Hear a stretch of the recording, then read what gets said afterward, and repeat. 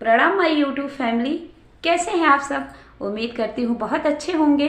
मैं अर्चना पांडे अवध से आप सभी लोगों का स्वागत करती हूँ अपने यूट्यूब चैनल पर। आज मैं लेकर आई हूँ एक बहुत ही मज़ेदार सोहर गीत। आप लोग सुनिए और गीत कैसा लगा कमेंट में ज़रूर बताइएगा। सुनिए प्यारा सा सोहर गीत। पिया कहे हाट जाबै और बाजार जाबै, तोहरे नाई हरे जाबै, अपने ससुरारी जाबै, लड़कन के ननियौरे जाबै हो। बहिनी चला गए बहिन के देसवा, बहिनिया लैके आई गए हो। पियवा कहीं हाट जाबै और बाजार जाबै, तोहरे नाई हरे जाबै, लड़कन के ननियौरे जाबै हो। बहिनी चला गए बहिन के देसवा, बहिनिया लैके आई गए हो। आगे आगे ननद आवई, पीछे उनके लड़कन आवई, पीछे उनके लड़कन आवई हो।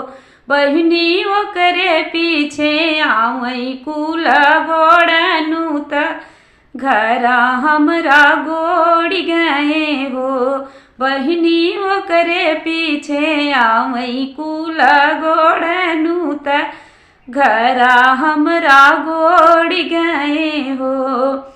नदी के आवत देखे हमरे बोखार धरई, हमरे बोखार धरई और जुड़ी धरई हो। सासू हम कर जाइया ओढ़ाई दे तू, ओढ़ाई के दबाई देती हो। नदी के आवत देखे हमरे बोखार धरई, हमरे बोखार धरई हो। सासू हम कर जइया ओढ़ाई दे तू, ओढ़ाई के दबाई देती हो। 12 रोटी ननदी खाए, नाओ नौठी लड़कन खाए, नाओ नौठी लड़कन खाई हो।